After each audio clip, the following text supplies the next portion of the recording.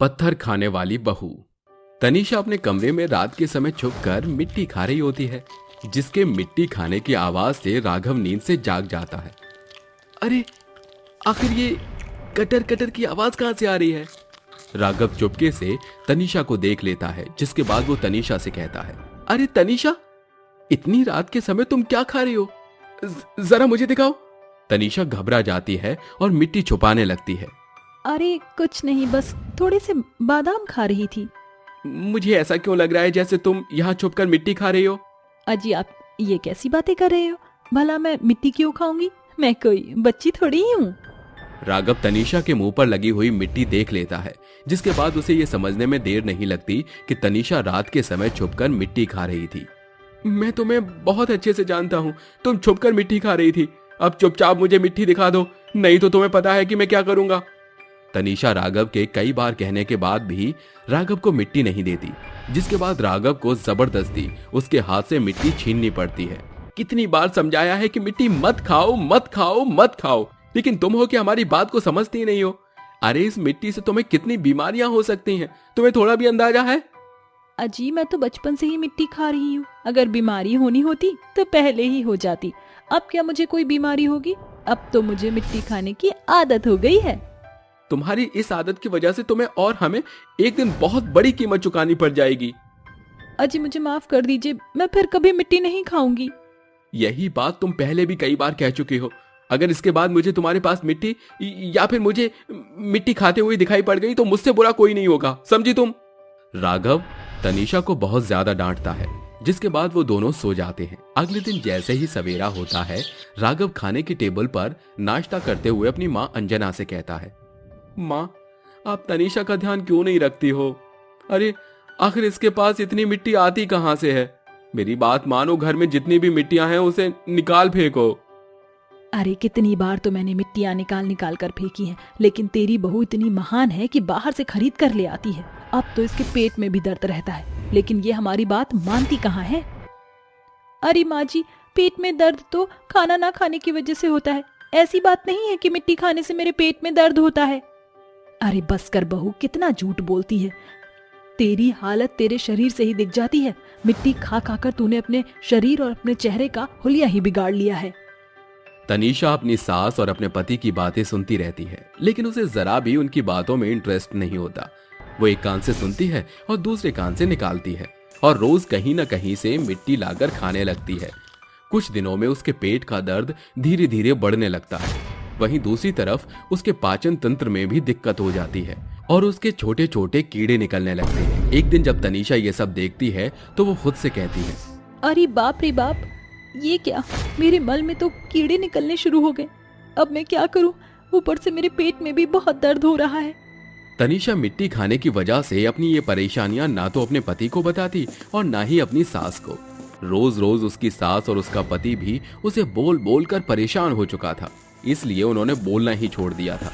देखते ही देखते तनीषा को भूख भी लगनी बंद हो जाती है और वो दिन प्रतिदिन सूखने लगती है।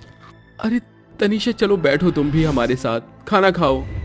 नहीं जी, मेरा खाना खाने का बिल्कुल भी मन नहीं है। अरे क्यों बहू, क्या हुआ? तुझे कई दिनों से देख रही हूँ, तू खाना भी नहीं खा रही है। अरे माँ जी, बस थोड़ा सा पेट में दर्द है, इस वजह से मुझसे खाना नहीं खाया जा रहा। जब इतनी मिट्टी पेट भरकर खाएगी तो खाना थोड़ी ना खा पाएगी तू। क्या हुआ है तुम्हारे पेट में? चलो मैं डॉक्टर को दिखा देता हूँ, वो तुम्हें दवाई दे देंगे और तुम्हें आराम पड़ जाएगा। राघव की ये बात सुनने के बाद तनीषा अपने मन ही मन सोचती है, अगर मैं इनके साथ डॉक्टर के पास चली गई तो इन्हें पता चल जाएगा कि मिट्टी खाने की वजह से मुझे क्या क्या दिक्कतें हो रही हैं। फिर ये मुझे मिट्टी खाने भी नहीं देंगे और डांटेंगे अलग से।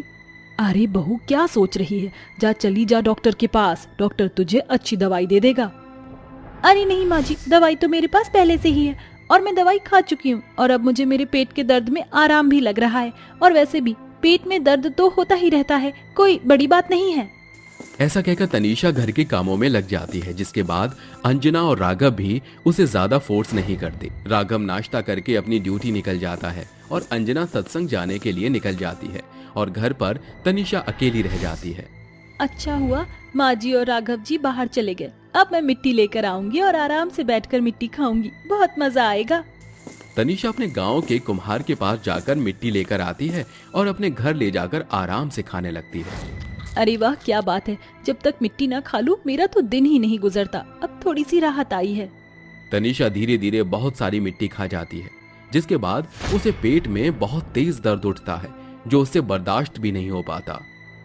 हे भगवान, ये क्या, मुझे तो बहुत तेज दर्द हो रहा है पेट में। अब मैं क्या करूं? तनीषा दर्द के मारे रोने लगती है, जिसके बाद वो जैसे तैसे करके राघव को फोन करके बुलाती है और उसे अपने पेट के दर्द के बारे में बताती है। राघव जी, आप जहाँ भी हो जल्दी से मेरे पास आ जाओ। मुझे बहुत तेज पेट में दर्द हो रहा है, मुझसे बर्दाश्त नहीं हो रहा। ऐसा लग रहा है जैसे आज ही मेरी जान निकल जाएगी। तनीषा, तुम बस 10 मिनट रुक जाओ, मैं अभी ऑफिस से निकल रहा हूँ। चिंता मत करो, मैं तुम्हें कुछ नहीं होने दूंगा।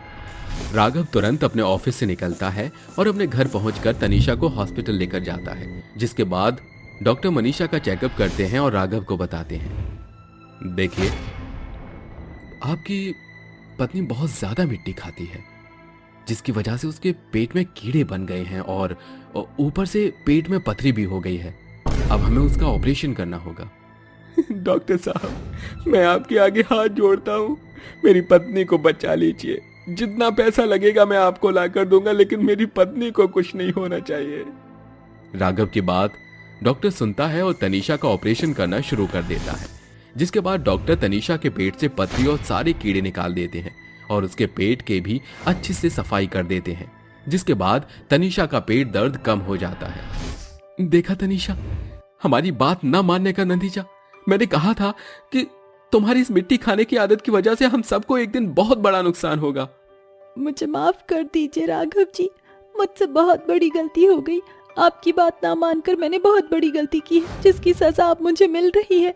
आज के बाद मैं कभी भी मिट्टी को हाथ भी नहीं लगाऊंगी, क्योंकि मुझे सबक मिल गया है। उस दिन के बाद से तनीषा मिट्टी खाना बंद कर देती है और अपनी सेहत का ध्यान रखना शुरू कर देती है। कुछ ही महीनों में तनीषा पहले की तरह स्वस्थ और हेल्दी हो जाती है। अब तनीषा अपने परिवार वालों के साथ खुशी खुशी रहने लगती है। टीचर बहू स्टूडेंट सास। जहां देश आगे बढ़ रहा है, आज भी कई ऐसे गांव हैं जो विकास और सोच में पिछड़े हुए हैं। ऐसा ही एक गांव है सहरसा, जहां ना तो कोई विद्यालय है, ना ही शौचालय, ना ही कोई विकास, क्योंकि सरपंच की सोच ही ऐसी है। चलिए एक नजर उनकी सोच पर डालते हैं। अरे, औरतों के कदम घर में शोभा देते हैं। समय के साथ साथ सभी शहरी बेशरम की हदें पार किए जा रही हैं। बहुओं को बाहर कामकाज करने पर भेजते हैं। ससुर के नाती जानते नहीं कि बहू बेटियां पतंग की जैसी होती हैं। जरा सी ढील दे दो तो हाथों से छूटने की कोशिश करती हैं। सरपंच जी, मेरे हिसाब से तो आपकी सोच सरासर गलत है। अरे, ऐसा किस वेद पुराण में लिखा है कि बहुओं को बेड़ियों में बांध कर रखो? शायद आपके इसी सोच के चलते हमारा गांव सहरसा सारे गांव से पीछे छूटता जा रहा है। ये है कमला, जिसने शिक्षा के एक शब्द नहीं पढ़े, मगर उसकी सूझबूझ और सोच गांव में सबसे भिन्न है। शायद इसी सोच के मारे उसने अपने बेटे को पढ़ने के लिए शहर भेज दिया था। एक सांझ जुगल शिक्षा के साथ गांव लौटता है। माँ, ये शिक्षा है। अरे, तू इतने सहमे स्वर में क्यों बोल रहा है? शिक्षा के गले में पड़ा मंगलसूत्र और मांग में पड़ा सिंदूर साफ तौर से बयां कर रहा है कि ये मेरी बहू है। आपको हमारी शादी से कोई आपत्ति नहीं? बिल्कुल नहीं, बल्कि मैं तो खुश हूँ कि मेरे इस गवारों के गांव में शहर से शिक्षा आई है। शिक्षा अपनी सास का आशीर्वाद लेती है, जिसके बाद वो तीनों हंसी खुशी रहना शुरू करते हैं। देखते ही देखते एक सप्ताह बीत जाता है। फिर एक शाम। सासू माँ, सारा दिन आप एकदम खाली रहती हैं? बहू, सारा काम तो तू ही कर देती है, जिस कारणवश तेरी सास के पास घुइयां छीलने का भी काम नहीं।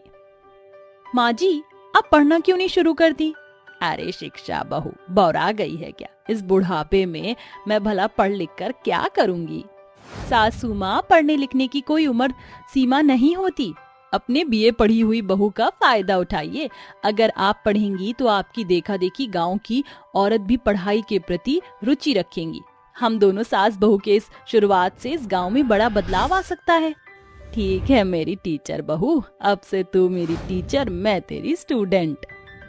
कमला स्टूडेंट बनकर अपनी टीचर बहू शिक्षा से प्रत्येक सांझ पढ़ने लगती है, मगर जल्द ही इस बात से पूरे सहरसा गांव में सनसनी मच जाती है। कहीं औरतों की मंडली में बातें बनती हैं, तो कहीं मर्दों के बीच। एक शाम जब दोनों सास बहू बाजार की ओर अग्रसर हो रही थीं, तो चंदा और झुमरी उन्हें रोक कर कहती हैं, कहाँ जा रही है ये टीचर बहू और स्टूडेंट सास की सवारी? तनिक हम दिनों औरतन को भी स्वर व्यंजन का पाठ पढ़ाई दो बबुनी। शिक्षा झुमरी के स्वांग में आकर कहती है, हाँ हाँ झुमरी मौसी, क्यों नहीं, आप भी कल शाम को मेरे घर आ जाइएगा, मैं सासू माँ के साथ आपको भी पढ़ा दूंगी। धत तेरे की, बंद कर आपन बकैती। अरे कैसन सास है तू कमला, कहाँ तो के आपन बहुरिया पर ससुराल के शासन का दबदबा बनावल चाहत रहे, तू स्टूडेंट बनकर पढ़ाई के पाठ पढ़त है, शर्म नहीं आवत है? अरे जो करे शर्म उसके फूटे करम। अरे मैं तो कहती हूँ तुम सब भी पढ़ना शुरू कर दो। चल झुमरी, हमें नहीं पढ़ना कोई पाठ, सरपंच जी को खबर लग गई ना, सांस लेने पर आफत कर देंगे। सप्ताह भर के भीतर ही यह खबर सरपंच के पास पहुंचती है। अरे क्या हुआ रामुआ, तेरा मुंह कद्दू के जैसा काहे लटका है? सरपंच जी, कमला की बहू शिक्षा टीचर बनकर अपनी सास को पढ़ाई लिखाई में ट्रेंड कर रही है। अगर ऐसा ही रहा तो कल को हम सभी की मेहरियां भी कहीं शिक्षा आंदोलन न कर दें। शिक्षा का संक्षेपण सुनकर सरपंच का गुस्सा 7वें आसमान पर पहुंच जाता है और वो सारे गांव समेत सास बहू के पास आता है। यह मैं क्या सुन रहा हूँ कमला, तुम अपनी बहू से पढ़ रही हो? अब मेरी बहू बीए पढ़ी लिखी है और मैं अंगूठा छाप, इसलिए वो अपने सास को पढ़ा कर काया पलट कर रही है। अरे तुम्हारी बेशर्म बहू की बदौलत अगर गांव की किसी भी दोगाई ने बगावत की तो भला नहीं होगा, इसलिए बंद करो ये। सरपंच जी, वो प्रचार नहीं सुना क्या आपने? पढ़ेगा इंडिया तभी तो बढ़ेगा इंडिया। सप्ताह भर के भीतर ये पढ़ाई लिखाई बंद नहीं की तो तुम दोनों सास बहू को उठाकर गांव की सीमा से बाहर फेंक दूंगा। सरपंच जी, आपके खोखले धमकियों से हम सास बहू नहीं डरने वाली, चाहे तो आप अपने एड़ी चोटी का जोर आजमा कर भी देख लीजिए। सास बहू के हौसले के सामने सरपंच के स्वर फीके पड़ जाते हैं और वो थक हार कर वहाँ से चला जाता है। इधर कमला रोजाना स्टूडेंट बनकर अपनी टीचर बहू से पढ़ाई की ट्रेनिंग लेने लगी थी। वेरी गुड माँ जी, आपने 2 दिन में ही संज्ञा, सर्वनाम और क्रिया विशेषण भी सीख लिया। अब एक उदाहरण देकर जरा मुझे क्रिया विशेषण समझाइए। ठीक है बहू। झुमरी झूम झूम कर सारे गांव में सास बहू की पढ़ाई की खबर फैलाती है। इसमें विशेषण है झुमरी का झूमर और क्रिया है खबर फैलाना। वाह मेरी स्टूडेंट सासू माँ, क्या सॉलिड एग्जाम्पल दिया है। वह दिन दूर नहीं जब तेरी सास पटर पटर अंग्रेजी के शब्द भी बोलेगी।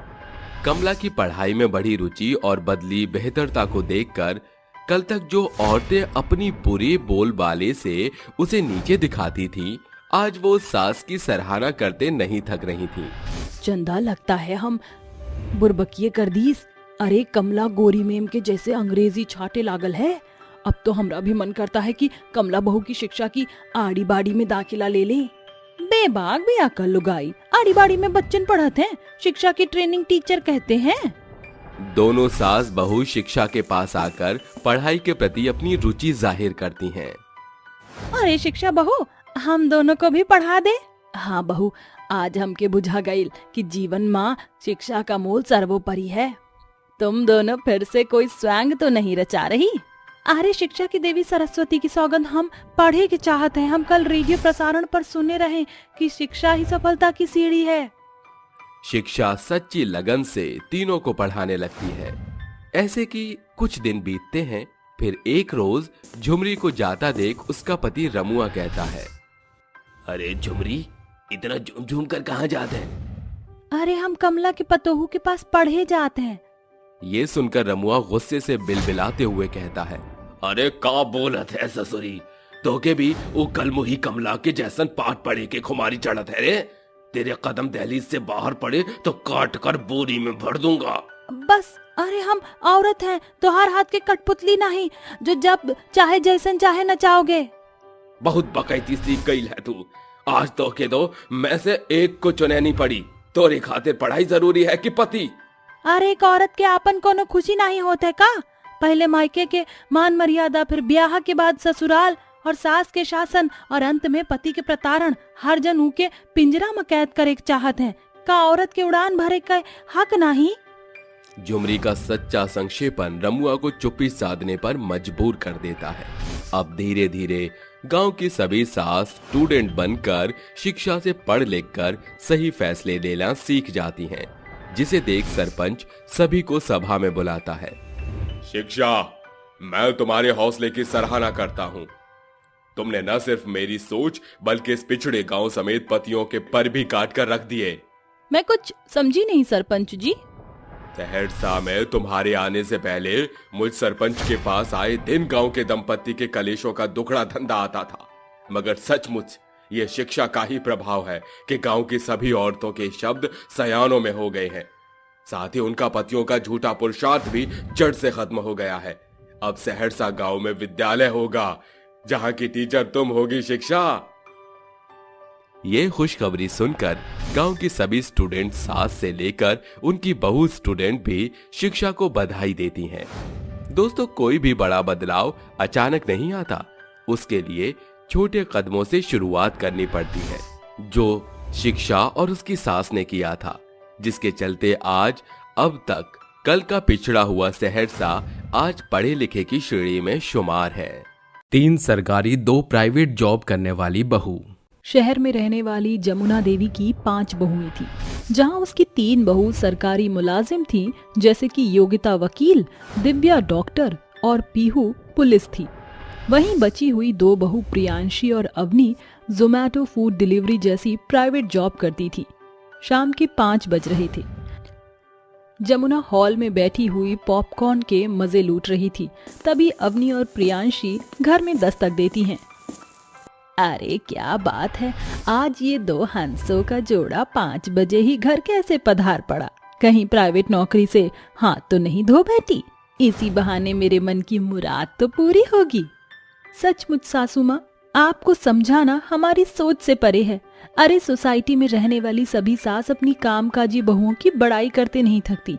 पता नहीं क्यों आपको मेरा और प्रियांशी का जॉब करना खलता है। क्योंकि तुम्हारी इस टुच्ची सी जोमैटो की जॉब के चलते जमुना देवी की जगहसाई होती है। अरे तरह तरह की बातें बनती हैं। कहाँ 3 बहू सरकारी मुलाजिम है और तुम दोनों प्राइवेट जॉब कर रही हो, वो भी जोमैटो फूड डिलीवरी में। तनिक भी शोभा नहीं देता है। अरे शर्मिंदगी महसूस नहीं होती क्या? माँ जी, इसमें शर्मिंदगी कैसी? आप बेहतर जानती हैं कि हम दोनों बहू 12वीं पास हैं। ऐसे में सरकारी नौकरी की सोच कैसे साकार हो सकती है? बस बस, ज्यादा बड़बोली बहू बनने की जरूरत नहीं है। इससे पहले कि मेरी तीनों बहुएं घर में आए, जाओ जाकर रात के खाने की तैयारी करो दोनों। जी माँ जी। ये पहली दफा ना था जब जमुना ने अपनी प्राइवेट नौकरी करने वाली दोनों बहू को बेवजह खरी खोटी सुनाई हो। जब तक जमुना अपनी 5 बहू की सरकारी और प्राइवेट नौकरी के बीच भेदभाव ना करे, उसके पेट का पानी कहाँ पचने वाला था। कुछ ही देर के बाद उसकी तीनों सरकारी नौकरी वाली बहू घर आती हैं। अरे आ गई मेरी तीनों बहू रानियों। अवनी, प्रियांशी, जल्दी से पानी लाओ मेरी तीनों बहुओं के लिए। फिर अवनी तीनों के लिए पानी लेकर आती है। ये लीजिए जेठानी जी पानी। शुक्रिया अवनी, हम तीनों तो बस आ ही रही थी, तुमने क्यों तकलीफ की। एक तो वैसे ही सारा दिन भाग दौड़ करके थक जाती हो। हाँ देखो ना योगिता, अवनी का चेहरा थकान से कैसे मुरझा गया है। बोलो भला, रे प्राइवेट नौकरी में ऐसा भी कौन सा पहाड़ तोड़ना पड़ता है। इन दोनों महारथियों को बस पका पकाया खाना ही तो घर घर पहुंचाना होता है। मेहनत की मार तो तुम तीनों झेलती हो। योगिता बहू, तेरी जॉब तो जुबान से जुड़ी है। वकील जो ठहरी, सारा दिन एक सांस पर मसले सुलझाती है। और दिव्या बहू भी बेचारी सारा दिन मरीजों के बीच जूझती है। और बेचारी पीहू बहू को पुलिस होने के चलते सारा दिन मौसम और मेहनत की मार झेलकर शहर के सड़क पर भाग दौड़ करना पड़ता है। माँ जी, नौकरी सरकारी हो या प्राइवेट, मेहनत दोनों में बराबर है। अगर अनुमान आका जाए तो प्रियांशी और अवनी हम तीनों से अधिक समय काम करती हैं। मैं और दिव्या तो एयर कंडीशन में रहकर काम करती हैं, मगर ये बेचारी पीहू की तरह सारा दिन धूल भरी सड़क पर घूमती है। प्रदूषण और मौसम की मार ये भी झेलती हैं, और बावजूद उसके घर आकर कभी अपने प्राइवेट जॉब में आने वाली दिक्कत आपके सामने जाहिर नहीं करती। बस बस बहू, मुझे पता है कि तू वकील है, तुझसे बातों में जीतना मुझ बुढ़िया के बस की नहीं। ऐसा बोलकर जमुना बहुओं के बीच से चली जाती है और अपने कमरे में आकर हाथ मलते हुए कहती है, पता नहीं इन दोनों ने मेरी सरकारी नौकरी वाली बहू को कौन सी पट्टी पढ़ाई है जो उनके लिए ये एक शब्द ही नहीं सुनती।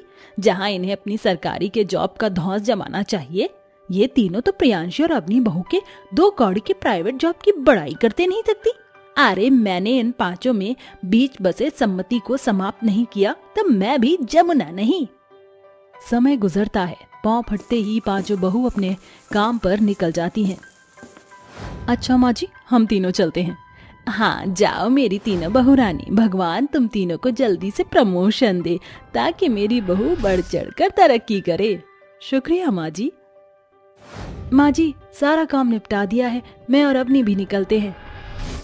काम गिनवा कर दिखा दिया ना, गरीबों वाली जात। मेरी ही मती मारी गई थी जो तुम दोनों बला को बहू बना लाई। बरसों का सपना था मेरा कि मेरी 5 बहू सरकारी सर्विस वाली हो, मगर तुम दोनों को ये 2 कौड़ी की प्राइवेट की नौकरी देकर मुझे अपनी पसंद पर पछतावा होता है। प्राइवेट नौकरी लेकर सास के मुंह से निकले कड़वे शब्द बेचारी दोनों बहू के मन को भीतर तक भेद देते हैं। माँ जी, कभी तो आप मीठे मुंह बात किया कीजिए। ऐसा कोई दिन खाली नहीं जाता जब आप हमारी प्राइवेट जॉब को लेकर हम बहुओं को ताने बाने ना सुनाए। बेशरम बेगैरत, अरे अपनी सास से ऐसे बात करते तुझे शर्म नहीं आई? जब से इस प्राइवेट नौकरी में तुम्हारे पाँव क्या पड़े हैं, तेवर ही बदल गए। मेरी सरकारी नौकरी वाली तीनों बहू तुमसे 4 गुना ज्यादा कमाती हैं और तुम 4 पैसे क्या कमाने लगी हो मुझे जवाब देती हो? जमुना की बेतुकी बातों को नजरअंदाज करके दोनों बहू काम पर चली जाती हैं। वक्त बीतता है, समय के साथ संडे का दिन दस्तक देता है। 5 बहू रसोई घर में काम कर ही रही होती हैं, तभी जमुना वहां आती है। अरे पीहू, दिव्या, योगिता, इतवार के दिन भी इतनी जल्दी उठने की क्या आन पड़ी थी तुम्हें? आज के दिन तो देर सवेर उठती ताकि शरीर को आराम मिल जाए, और इन जोमेटो वाली बहुओं के होते तुम क्यों रसोई में जुटी हो? क्योंकि माँ जी, मिल बांट कर काम करने में अपना ही मजा है। एक इतवार के दिन ही तो ऐसा होता है जब हम 5 बहू एकजुट होती हैं।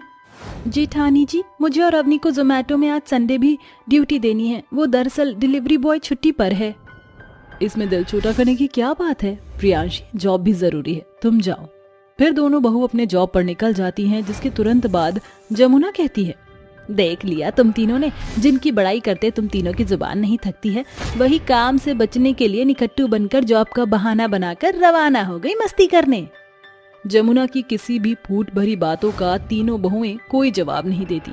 समय बीतता है। एक सुबह, बहू कभी अपनी बूढ़ी सास को भी समय दे दिया करो। सारा दिन तुम तीनों सरकारी दफ्तर में रहती हो और आने के बाद अपने कमरे में रहती हो। माँ जी, आजकल मैं एक इम्पोर्टेंट केस में उलझी हूँ। हाँ माँ जी, मुझे भी कल से अगले 1 सप्ताह तक अस्पताल में ही रहना है। सीनियर्स का स्ट्रिक्ट ऑर्डर है। पीहू बहू, तू तो अपनी सास के संग कुछ समय बैठ जा। फिर कभी माँ जी, मुझे एक स्टिंग ऑपरेशन के लिए निकलना है। जमुना की तीनों सरकारी सर्विस वाली बहू चली जाती हैं, तभी उसकी दोनों प्राइवेट जॉब वाली बहू उसके पास आकर कहती है, माँ जी, क्या किसी ने आपको बताया है कि जब आप मुंह लटकाती हैं तो आप एकदम गोलगप्पू लगती हैं? माँ जी, आज से हमारा सारा वक्त आपका है। ये सुनकर जमुना की आंखों से आंसू छलक जाते हैं। ये क्या माँ जी, आप रो रही हैं? हमें आपकी नम आंखें बिल्कुल भी पसंद नहीं। बह जाने दे इन आंसू को बहू। प्राइवेट जॉब के पीछे मैंने तुम्हें कितनी बुरी बातें सुनाई, बावजूद इसके मेरे अकेलेपन में तुम मेरे संग हो, और मेरी सरकारी सर्विस वाली तीनों बहू मुझ बुढ़िया को तन्हा छोड़ गई। किसने कहा कि हम चली गईं? आवाज भाप कर जैसे ही जमुना पीछे पलटती है तो देखती है वहां उसकी तीनों बहुएं खड़ी हैं। तुम तीनों तो, माफ करना माँ जी, मगर वो हम तीनों की प्लानिंग थी। मगर माँ जी, वो सरकारी नौकरी का कड़वा सच भी था। माँ जी, बेशक हम 5 बहुओं का पेशा एक दूसरे से अलग है, मगर दिल एक है। माँ जी, वर्ल्ड की पॉपुलेशन जिस हिसाब से हर दिन बढ़ रही है, ऐसे में से 10 में से किसी एक को ही सरकारी नौकरी मिल रही है। अधिकतर लोग प्राइवेट नौकरी करते हैं। बहू, मुझे माफ कर देना, मैंने तुम 5 की नौकरी में इतना फर्क किया और तुम लोगों को इतना भड़काया भी एक दूसरे के खिलाफ। फिर भी तुम आज एक दूसरे के साथ खड़ी हो। मुझे अपनी गलती का एहसास है, मुझे माफ कर देना और हमेशा ऐसे ही एक साथ खड़ी रहना, कभी किसी के भड़काने में मत आना। आज से मेरी पांचों बहू इस बूढ़ी सास के गर्व का गढ़ हो। इस तरह पांचों बहुओं के बीच बसी आपसी सम्मति से आखिरकार सरकारी और प्राइवेट नौकरी के प्रति बनी जमुना देवी के नजरिए को बेहतर बदलाव दे जाती है। शोभेपुर गांव में 5 गरीब बहुएं अपनी सास पद्मिनी के साथ रहती थी। उनके ब्याह के 1 बरस भीतर ही पद्मिनी के 5 बेटे एक बड़ी दुर्घटना में अपनी जान से हाथ धो बैठे। ऐसे में उनके घर की माली हालत बेहद दुर्बल हो गई। फिर एक दिन, जब से हम 5 के पतियों का स्वर्गवास हुआ है, हम सभी ओछेपन में जी रहे हैं। इस दुख के पड़ाव में सगे संबंधियों ने भी अपना पल्ला झाड़ लिया है। अब हमें ही कुछ करना होगा। हमें कुछ तो करना पड़ेगा। कब तक ऐसे हाथ पर हाथ धरे बैठे रहेंगे? क्यों ना हमें गाय खरीद ली, उसका दूध बेचकर हमें इतना दाम तो मिल जाएगा कि घर का चूल्हा उदास ना पड़े। हम लाचार बहुओं के पास एक दाना खरीदने को खोटा सिक्का तक नहीं, तो गाय कहाँ से खरीदेंगे? एक उपाय है, पति के बिना मंगलसूत्र का क्या मोल। हम 5 अपना मंगलसूत्र बेचकर एक गाय खरीद लेते हैं। 5 बहू इस बात से सहमत होकर अपने गहने बेचकर एक दुधारू गाय खरीदकर उपले और दूध का व्यापार शुरू कर देती हैं। जो कि तुम एकदम दूध की तरह सफेद हो, इसलिए आज से हम 5 बहुएं तुम्हें गौरी कहकर पुकारेंगी। गौरी नाम देते हुए रेवा गाय के सींग को हिलाने लगती है। तभी उनकी सास पद्मिनी समझते बूझते हुए कहती है, अरे बहू, तुमने इसे खरीद तो लिया, मगर पालना पोसना कोई खिलवाड़ काम नहीं। इसकी सेवा बाड़ी एक जन के बस की बात नहीं, मगर जिम्मेदारियों के बंटवारे से बात बन सकती है। क्या मतलब माँ जी?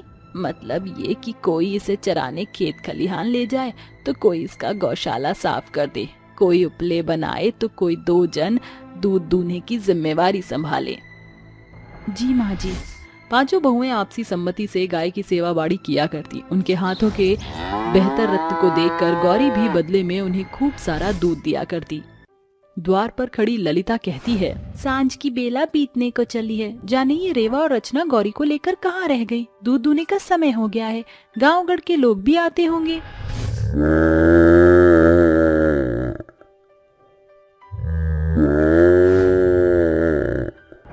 ये तो गौरी की गुहार है, लगता है ये आ गए। माफ करना जेठानी जी, जरा देरी हो गई। हरी भरी चारियों को देखकर गौरी एक डग आगे बढ़ा ही नहीं रही थी। कोई बात नहीं, गनीमत है कि गौरी समय से आ गई। संध्या दूध की बाल्टी ले आना। इसके बाद ललिता गौरी का दूध दूहने लगती है और कुसुम लोगों को दूध देती है। धीरे धीरे पद्मिनी और उसके 5 बहुओं के जीवन से गरीबी की बदरा छटने लगती है। गौरी की दूध की बेहतर गुणवत्ता को देखकर परख कर पूरा गांव गढ़ उन्हीं से दूध खरीदने लगता, जिसे कुछ ही महीनों में गरीब बहुओं के मढ़ई छतनुमा मकान के नींव में बदल गई। ये देखकर गरीब बहुएं गौरी की पूजा करते हुए कहती हैं, गौरी, आज तुम्हारी बदौलत हम गरीब बहुएं इस मकान की नींव धर पाई हैं, इसीलिए गृह पूजा से पहले हम गौ पूजा कर रहे हैं। गौ माता, इस मेवा मिष्ठान को खाकर मेरी और मेरी 5 बहुओं की पूजा स्वीकार करो। गौरी अपनी पूंछ हिलाते हुए खुश मन से मेवे खाने लगती है। 5 बहुएं बारी बारी से गौ माता को तिलक लगाकर उसे मेवे खिलाकर पूजा को पूरा करती हैं। समय गुजरता है, मगर एक वक्त ऐसा आता है जब गौरी कमजोर पड़ने लगती है।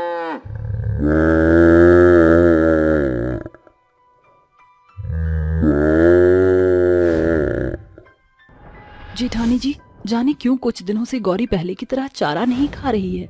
हरी भरी चराई के बावजूद भी खेत में जाते ही थसकरी मारकर बैठ जाती है और ऐसे ही रेंकने लगती है। इसकी खुराक घट जाने के चलते ही इसने दूध की खपत भी कम कर दी है।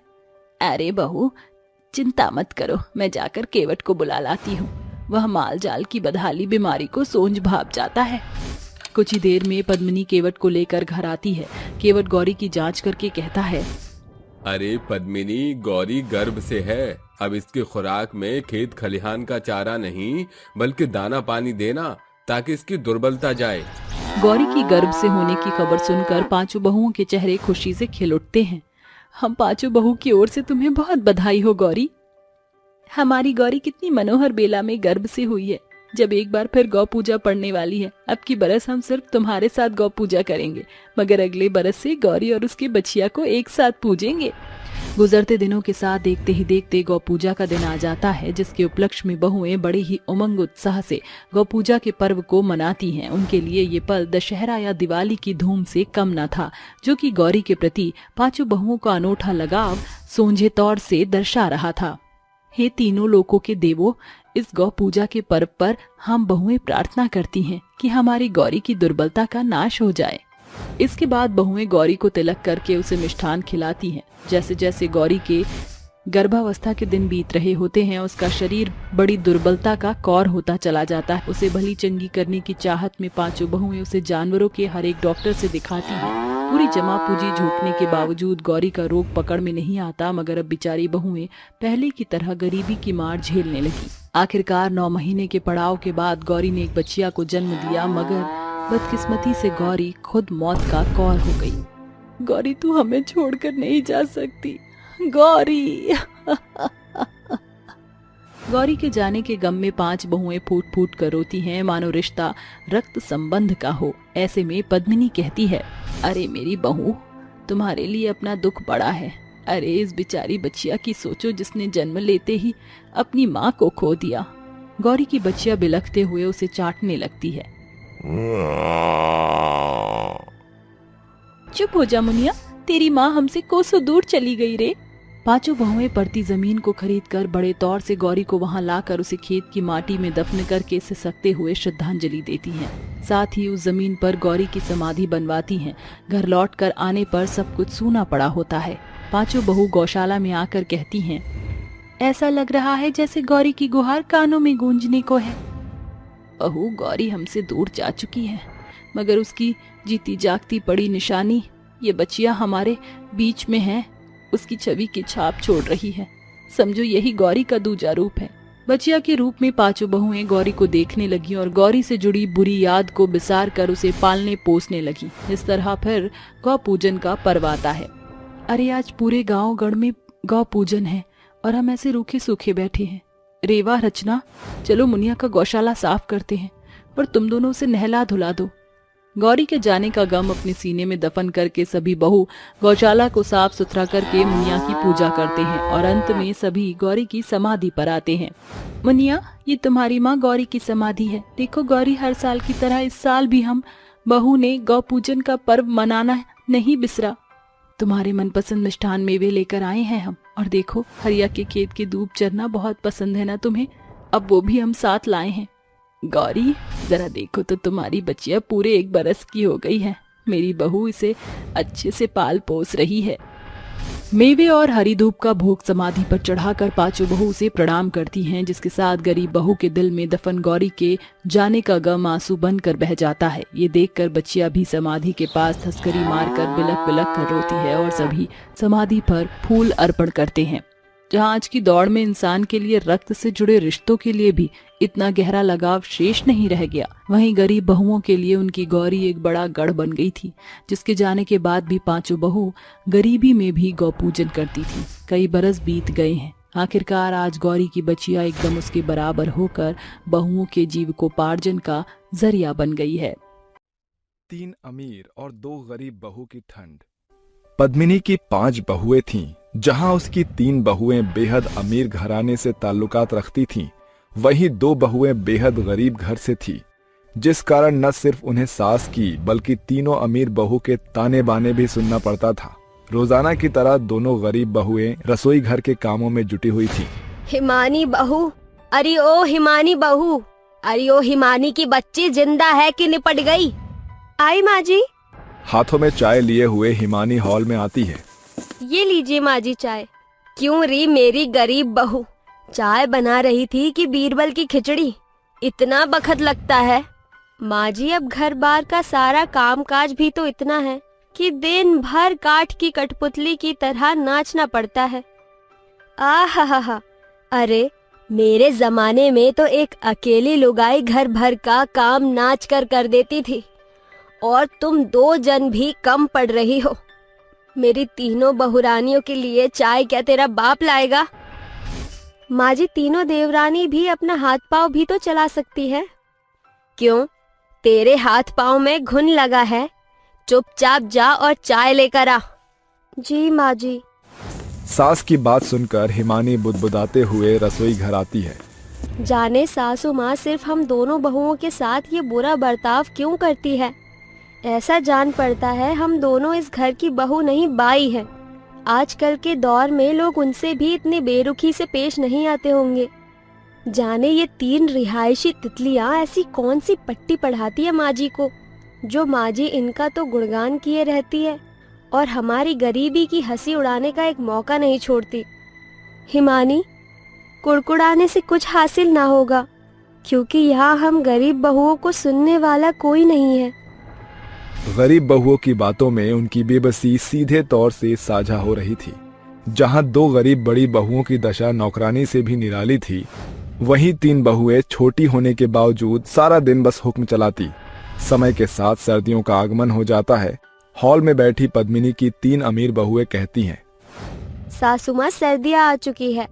आप तो जानती हैं कि सर्दियों को लेकर मेरे कितने शौक है, इसलिए मैंने डैडी से कहकर हम चारों के लिए न्यू हीटर मंगवाया है, ताकि हम चारों ठंड से बच सके। माँ जी, कल ही मैंने भी सर्दियों की खूब सारी शॉपिंग की है। ये देखिए, खास आपके खातिर मैं ये पश्मीना की शॉल लाई हूँ। तोहफे देना क्या तुम तीनों बहू को आता है। मैंने भी तुम तीनों के लिए नई रजाई बनवाई है। माँ जी, इसकी क्या जरूरत थी? अरे जरूरत कैसे ना थी, तुम्हारे कमरे की रजाई पतली हो चली है। मैं नहीं चाहती कि मेरी तीनों बहुएं रात भर ठिठुरे, इसीलिए बिना देरी किए मैंने रजाई बनवा दी। और फिर तुम्हारी सास के पास पैसों की कमी क्या है? अचानक पद्मिनी की 2 बहुएं भी बोल पड़ती हैं। माँ जी, अब जब आपने देवरानी जी के लिए रजाई बनवाई है, तो लगे हाथ मेरे और हिमानी के लिए भी रजाई बनवा देती। समाचार में सुनने को आ रहा है कि इस साल रिकॉर्ड तोड़ सर्दियाँ पड़ने वाली हैं। ऐसे में हम दोनों बहुएं इस पतले दुबले कंबल से कैसे काम चलाएंगी? आहा, क्यूरी मेरी गरीब बहुओं, पद्मिनी के पास में क्या पैसे के पेड़ लगे हैं? अभी मेरा हाथ तंग है, जब कभी पैसे होंगे तो देखा जाएगा। मगर माँ जी, कुछ देर पहले तक तो आप कह रही थी कि आपके पास पैसा ही पैसा है। पद्मिनी का गुस्सा देखकर तीनों अमीर बहुएं मौके का फायदा उठाते हुए फूट डालना शुरू करती हैं। इसका मतलब हमारी ये गरीब जेठानियां आंखें गड़ाए बैठती है। बात बात में हमसे बराबरी करना जरूरी है क्या जेठानी जी? अमायरा, तुम कोई सेलिब्रिटी नहीं हो जो हम तुम्हारी देखा देखी करें। देख लीजिए माँ जी, हमारी ये गरीब जेठानी जी कहाँ का गुस्सा कहाँ उतार रही है। एकदम खरा बोल रही है आशना बहू तू। चौका बर्तन करने में मेरी गरीब बहू के हाथ पांव जवाब दे जाते हैं, मगर बोलते वक्त जुबान गज भर की हो जाती है। ऐसा कहकर पद्मिनी चली जाती है और आहाना कहती है, हमारी सासू माँ की गरीब बहू, तुम चाहे कितने भी पापड़ बेल लो, मगर हम तीनों की जगह कभी नहीं ले सकती। हमारी किस्मत कोहिनूर के हीरे जैसी है और तुम उस गरीब गलीचे थाक में पड़े उस कीच के समान हो, जिसे देखकर लोग नाक सिकोड़ते हैं। ऐसे ही कई सप्ताह बीत जाते हैं, जिसके साथ बेतहाशा सर्दियां बढ़ जाती है। जहां एक और अमीर बहुएं अपने गद्देदार बिछौने पर भारी भरकम रजाई में मजे से सो रही थी, वहीं बेचारी गरीब बहुओं को सर्दी की सारी रात एक पतले दुबले कंबल में काटना पड़ता है। एक सुबह, क्या हुआ हिमानी? तुम्हारा चेहरा इतना फीका और बेजान क्यों लग रहा है? रात में सही से सोई नहीं क्या? दीदी, सर्दियाँ इस कदर बढ़ चुकी है कि उस कंबल से जाड़ा नहीं जाता, ठिठुरते हुए सवेरा हो जाता है। हिमानी, कपकपाने के सिवा हम कर भी क्या सकती हैं? सासू माँ ने तो पहले ही हाथ खड़े कर दिए। खैर, तुम चाय पानी का काम देख लो, आज मैं बर्तन मांज देती हूँ। दोनों बहुएं कामों में जुट जाती हैं। जैसे ही सुरभि बर्तन धोने के लिए नल खोलती है, पानी बेहद ठंडा आता देखकर वो अपनी सास के पास आती है और वो अपने कमरे में रजाई ओढ़कर हीटर के पास बैठी थी। क्या बात है मेरी गरीब बहू, इधर उधर नजर क्यों दौड़ा रही है? चोरी करने का इरादा है क्या? माँ जी, मैं पानी गर्म करने की मशीन खोज रही हूँ। सर्दियाँ बेतहाशा बढ़ गई हैं, रसोई घर के नल से बेहद बर्फीला पानी आ रहा है। ठंडे पानी से हाथ जमने को हो रहा है।